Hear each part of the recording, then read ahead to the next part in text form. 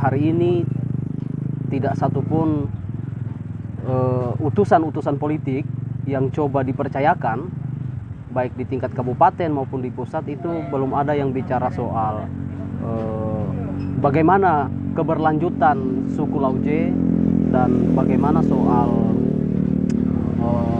perlindungan hak masyarakat Lauje sendiri.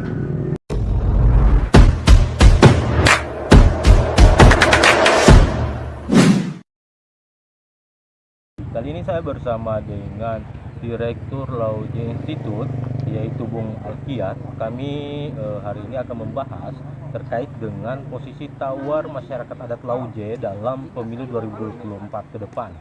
Nah, kita ketahui tinggal sekitar 60 hari atau kurang dari itu akan memasuki pesta demokrasi yang diselenggarakan 5 tahun sekali. Nah, tentu sorak-sorak terkait dengan ramainya terkait dengan ini sudah tergaungkan di masyarakat. Nah, sudah banyak juga challenge-challenge yang sudah ditetapkan sebagai DPT di daftar di DCT, daftar caleg tetap. Nah, tentu semua caleg ini menginginkan kemenangan ketika mereka sudah memberanikan diri untuk masuk dalam kontestasi bercaleg ini. Nah, sehingga suara-suara di akar rumput ini yang khususnya masyarakat adat Lauje, lebih khusus lagi di wilayah pegunungan, nah ini juga tentu tidak lepas dari sasaran untuk menggait suara-suara mereka. Nah, bagaimana Bung Alkiat melihat posisi tawar masyarakat adat Lauje ini?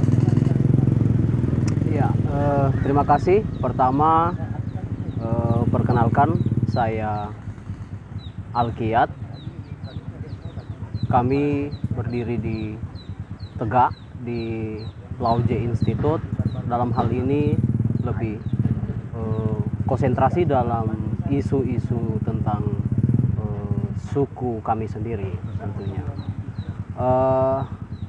Kalau kita bertanya soal posisi tawar masyarakat Lauje, saya pikir hari ini kalau kita andaikan kontestasi ini adalah turnamen bola, maka masyarakat adat Lauje itu berada di posisi penonton tanpa tiket. Bisa menonton tapi tanpa tiket. Jadi gambarannya masih sangat tersisih dari arus kebijakan seperti itu. Nah, ketika bicara soal posisi tawar masyarakat Lauje, saya kira yang pertama yang harus kita poin hari ini bahwa kami di Lauje Institute belum melihat satu orang pun yang cukup berkompeten, jangankan berkompeten Pak Vital, berani saja berbicara soal memajukan hak-hak masyarakat adat Lauje. Itu saya pikir belum ada yang bicara soal itu sampai hari ini, baik itu yang maju di pemilihan legislatif, baik itu utusan politik kita yang ada di legislatif maupun di eksekutif. Nah, saya kira Lauje ini hampir secara nasional juga dikenal, tapi dari sisi yang rasanya ini menggembirakan. Selama ini masyarakat pada umumnya, masyarakat Indonesia, kalaupun ada yang sudah mengenal suku Lauje, itu paling seputar mengenal soal hal-hal yang diangkat punya standar keunikan. Tapi hari ini tidak satupun utusan-utusan politik yang coba dipercayakan baik di tingkat kabupaten maupun di pusat itu belum ada yang bicara soal bagaimana keberlanjutan suku Lauje dan bagaimana soal perlindungan hak masyarakat Lauje sendiri. Nah, kaitannya dengan ini, sebelum kita lebih menjelaskan bahwa hari ini juga kami mendukung penuh apa yang menjadi agenda Aliansi Masyarakat Adat Nusantara. Teman-teman di Aman itu dalam hal selalu menyuarakan percepat untuk segera merampungkan rancangan undang-undang perlindungan hak masyarakat adat Lauje atau undang-undang PPMA itu. Ini juga kami selalu mensupport karena undang-undang ini akan menjadi pucuk aturan yang ke depan itu bisa menjadi bekal kami untuk kemudian mendobrak di tingkatan kabupaten maupun di provinsi untuk kemudian melahirkan kebijakan-kebijakan yang lebih mempunyai ekosistem yang ramah terhadap masyarakat adat suku Lauje kira-kira.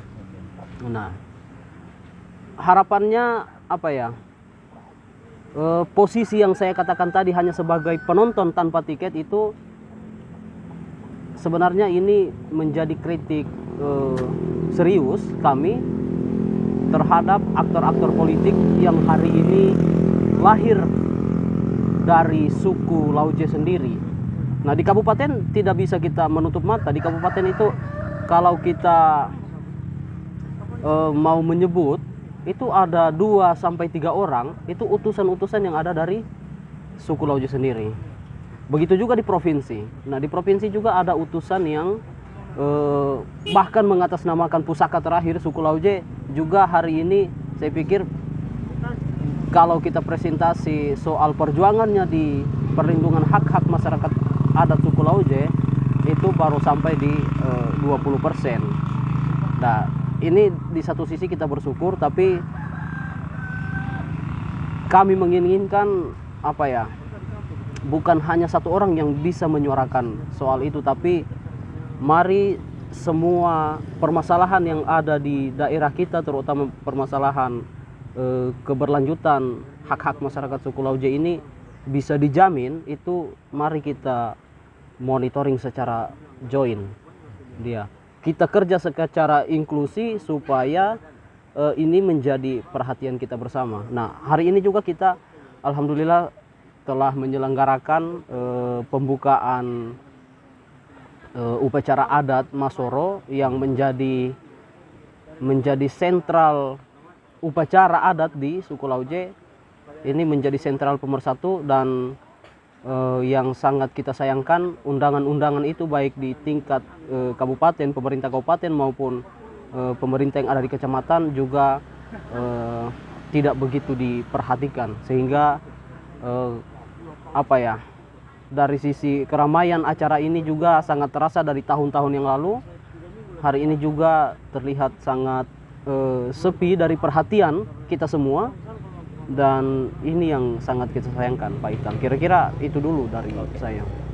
Nah, dari penjelasan ataupun penjabaran dari Bung Alkiat tadi soal posisi masyarakat adat Lauje, poinnya adalah kalau diibaratkan di pertandingan sepak bola bahwa masyarakat adat Lauje ini berposisi sebagai penonton tanpa tiket. Nah, apakah mereka ini masyarakat adat Lauje dalam konteks baik yang di lembah maupun yang di pegunungan hanya menjadi lumbung suara saja bagi politisi-politisi ini? Ya, apa ya? Sampai hari ini masyarakat adat Lauje itu bukan hanya menjadi lumbung, bahkan bisa saya secara berani, secara konstan itu menyampaikan bahwa masyarakat adat Lauje itu selalu menjadi korban politik dan ini sangat mempengaruhi apa ya? Mempengaruhi perkembangan mental masyarakat adat ini sendiri. Nah, hari ini juga kita lihat betapa kelihatannya, betapa kasat mata perubahan, pergeseran budaya di suku Lauje ini juga tidak lepas dari campur tangan orang-orang yang coba menjadi aktor politik ini, kemudian memberikan pendidikan-pendidikan politik yang tidak seharusnya atau tidak semestinya itu yang dikembangkan di masyarakat adat Lauje. Nah, saya kira ini menjadi dampak yang serius bahwa suku Lauje ini secara Bhinneka Tunggal Ika, secara kebinekaan suku Lauje juga membutuhkan inovasi pendidikan politik yang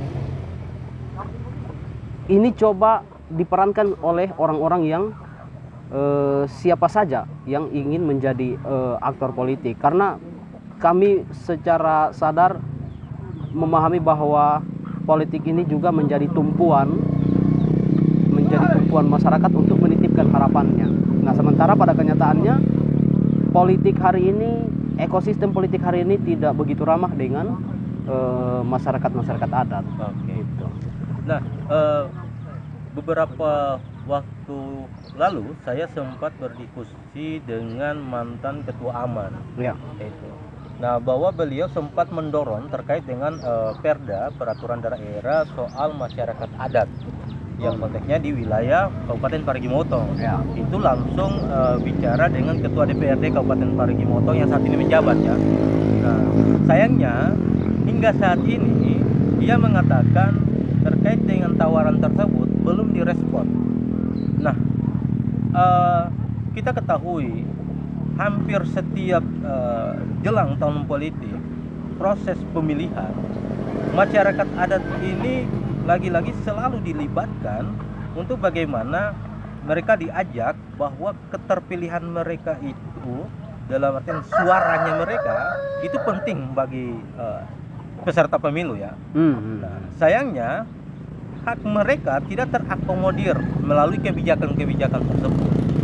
Nah, artinya bersamaan ataupun selaras tadi yang disampaikan oleh Bung Alkiat, lagi-lagi bahwa masyarakat adat ini tidak ditempatkan pada ataupun tidak dimasukkan dalam satu kebijakan yang memang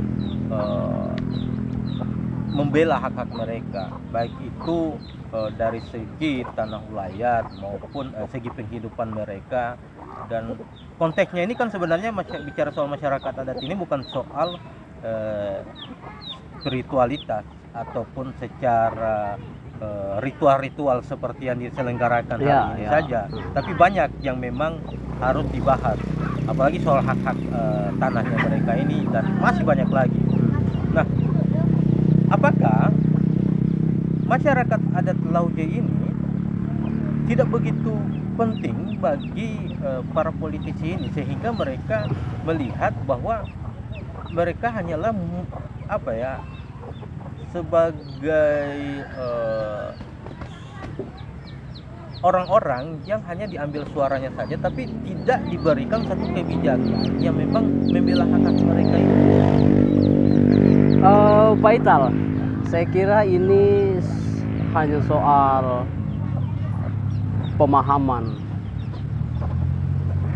dan saya berani menjustis ini soal konsep membangun. Dan kesadaran kebangsaan itu belum ada di diri mereka. Seharusnya kalau mereka sadar mereka bangsa Indonesia, bagian dari Indonesia, mereka juga tahu bahwa Indonesia ini berdiri dari kebinekaan. Tanpa suku dari semua suku yang ada di Indonesia, Indonesia ini tidak ada. Nah, seharusnya kesadaran ini kalau kembali ke diri kita, makanya saya selalu menekankan politik identitas itu menjadi tidak haram dalam pandangan ini, menjadi tidak kaku dalam pandangan ini. Nah, saya kira ini hanya soal pemahaman atau memang konsep pembangunan yang ada di kepala mereka. Ini saja yang menjadi dasar mereka tidak memperhatikan apa yang semestinya dibangun di setiap daerah. Ini saya kira. Di kecamatan kita ambil khusus di wilayah Kecamatan Palasa saja, walaupun memang banyak masyarakat adat Lauje ini tersebar di beberapa tempat. Nah, konteks untuk di di Kecamatan Palasa, masyarakat adat Lauje ini, nah ada beberapa peserta pemilu, katakanlah sebagai caleg, Iya. itu menjual diri kita sebut dalam politik primordialitas, Iya. ya, atau bicara politik kesukuan. Iya. Nah, beliau merupakan misalnya seorang suku Lauje. Nah, di beberapa kesempatan juga kan kita tahu bahwa orang-orang yang saat ini duduk ini sering bicara soal Lauje juga. Pertemuan-pertemuan tertentu bicara Lauje juga. Iya. Dan untuk bagaimana menggait suara pemilih juga bicara soal Lauje, khusus untuk di Kecamatan Palasa, bahwa menginginkan sebagai seorang suku Lauje duduk di parlemen agar bisa membawa suara mereka. Sayangnya kebanyakan dari mereka ini hanya memberikan dalam bentuk bantuan ya, katakanlah seperti mesin paras atau mesin katinti, mesin perahu atau hal-hal yang lainnya. Apakah ini juga menjadi satu relevan untuk pembangunan, baik itu dalam segi pemberdayaan atau seperti apa kira-kira menurut Bung Alfian? Ya. Apa ya? Kita juga perlu menghargai orang-orang yang sudah hari ini bicara soal itu. Makanya saya berani berbicara bahwa sebenarnya ini mentok di bagaimana konsep secara utuh, karena saya pahami permasalahan-permasalahan yang ada di daerah ini begitu kompleks sehingga para caleg ataupun para anlek itu yang sudah duduk itu malah tidak bisa meretas satu-satu kekompleksan ini. Ketidakmampuan ini yang tidak ada pada mereka, saya pikir. Sebenarnya apa ya? Hal ini sebenarnya bisa dikerjakan satu persatu kalau mereka mempunyai niat yang cukup kuat, kemudian punya tekad yang cukup kuat, saya kira. Nah, di satu sisi memang kita tidak bisa membelakangi ini, bahwa kebanyakan orang-orang yang coba maju hanya dengan menggandeng nama-nama masyarakat adat, kepentingan masyarakat adat, ini juga ternyata sampai hari ini hanya menjadi pemahaman mereka itu hanya stop di bahwa ketika kita mau menggandeng satu isu ini bisa menjadi perhatian mereka dan bisa meraup suara dari mereka. Tetapi pada dasarnya mereka tidak memahami bagaimana cara untuk menyelesaikan ini secara baik itu pekerjaan yang lebih teknis maupun secara sempurna untuk meretas satu persatu kekompleksan ini. Nah, saya kira ini saja. Nah, hal ini saya punya dasar berbicara soal ini karena sampai hari ini pun saya belum pernah melihat tingkatan-tingkatan generasi yang ada sekarang coba menunjuk diri untuk diutus sebagai utusan politik masyarakat Lauje. Itu saya kira juga belum pernah mereka duduk bagaimana memikirkan masalah yang begitu kompleks yang ada di suku Lauje, saya kira. Nah, bahwa sebenarnya hal ini butuh semua perhatian dari seluruh lapisan masyarakat. Kita butuh membicarakan hal-hal yang maksud saya kita selesaikan dulu bicara soal konsepnya, baru kita bicara soal teknis. Kalau berbicara soal konsep ini, masalah yang ada di suku Lauje yang perlu perhatian hari ini sangat kompleks. Begitu kompleks.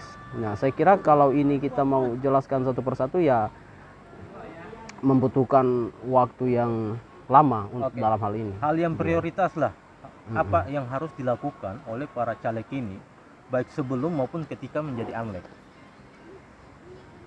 Kalau yang paling prioritas sebenarnya itu saya tidak mau berbicara soal yang sebelum, karena sebenarnya harapan orang ke utusan-utusan politik mereka ini begitu duduk seharusnya mereka bisa bekerja sebagaimana ranah mereka, sebagaimana domain mereka. Itu minimal mereka bisa melahirkan satu kebijakan yang itu dia, melahirkan satu kebijakan yang menjamin hidup dan keberlangsungan ataupun perlindungan masyarakat adat Lauje. Misalnya satu, sampai hari ini kalau kita mau ranking orang-orang pintar yang ada di suku Lauje itu banyak. Nah, terbukti sampai hari ini satu lembar pun SK pengakuan tentang masyarakat adat Lauje itu belum ada. Betul. Bupati kemarin Samsul Rizal Tambolotutu itu juga orang Lauje, saya kira. Pak Bupati yang kemarin itu juga orang Lauje, dan sampai hari ini pun belum bisa melahirkan semacam legalitas atau SK pengakuan masyarakat adat Lauje yang ini kemudian bisa menjadi bekal masyarakat Lauje untuk mengelola sumber daya alamnya, ataupun menjadi bekal para aktivis-aktivis yang sekarang coba berbicara soal kepentingan masyarakat adat. Itu bisa menjadi bekal untuk terus didorong untuk bisa naik ke kebijakan tingkat nasional sepertinya. Karena saya pahami soal kebijakan ini memang punya peluang besar dan punya jalurnya untuk kita masukkan menjadi salah satu kebijakan yang ada di nasional. Artinya dari SK pengakuan masyarakat adat ini ya dapat didorong menjadi satu perda. Ya, itu Gitu bisa sebenarnya. Oke. Saya kira DPRD juga perlu membicarakan soal itu hari ini. Dia hal yang paling minimal bisa mereka buat itu, mereka bisa mendorong SK pengakuan masyarakat adat Lauje itu. Iya, itu saja dulu. Kalau rasanya agak berat untuk kita dorong menjadi kita dorong ke Ranperda, barang ini kita coaching dulu di kabupaten. Asal dia ada SK pengakuan tentang masyarakat adat Lauje dan wilayah kelola mereka, saya kira ini sudah bisa menjadi dasar para pekerja sosial yang ada di organisasi masyarakat sipil untuk kemudian mendorong ini menjadi kebijakan yang ada di tingkat provinsi misalnya. Sampai hari ini pun saya belum mendapatkan satu tokoh yang benar-benar serius. Kata kuncinya serius, Pak Ital. Jadi sama halnya kita ingin menjadi pemusik atau ingin menjadi musisi. Saya juga bisa menyanyi. Saya juga bisa main gitar. Tapi karena keseriusan dan tekad yang tidak ada, pada akhirnya saya tidak mempelajari sebenarnya standar-standar musisi itu seperti apa. Saya kira hal ini mempunyai kesamaan. Sama dengan beberapa aktor yang disebutkan itu, beberapa orang yang disebutkan tadi juga saya kira tidak ada yang coba bicara serius soal bagaimana meretas permasalahan yang begitu kompleks yang ada di masyarakat adat suku Lauje ini. Nah, sehingga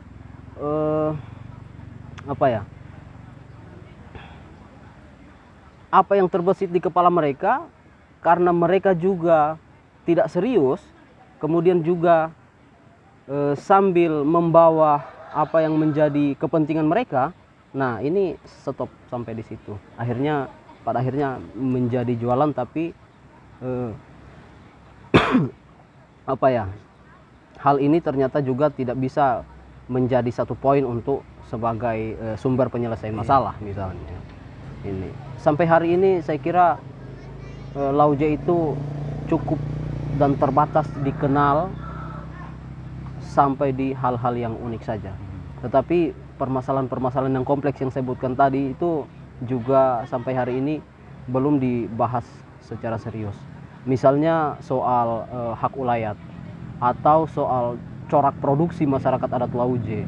Itu sampai hari ini belum ada orang Lauje yang coba duduk bersama untuk memikirkan hal ini, saya kira. Iya. Oke, siap. Itu. Mungkin itu dulu dari kami terkait dengan bagaimana posisi tawar masyarakat adat Lauje untuk di pemilu 2024. Tadi sudah Iya. jelas dan sudah panjang lebar dijelaskan oleh Bung Alkiat. Dan jangan lupa like dan subscribe untuk akun YouTube kami, yaitu Zona Sulawesi Official, di program Dimensi Informasi ini. Oke. Oke, terima kasih Bung Siap. Alkiat atas kehadirannya di dalam kesempatan ini. Semoga kita berjumpa lagi dan membahas hal-hal yang berkaitan dengan laut. Lebih spesifik, saya Oke. kira.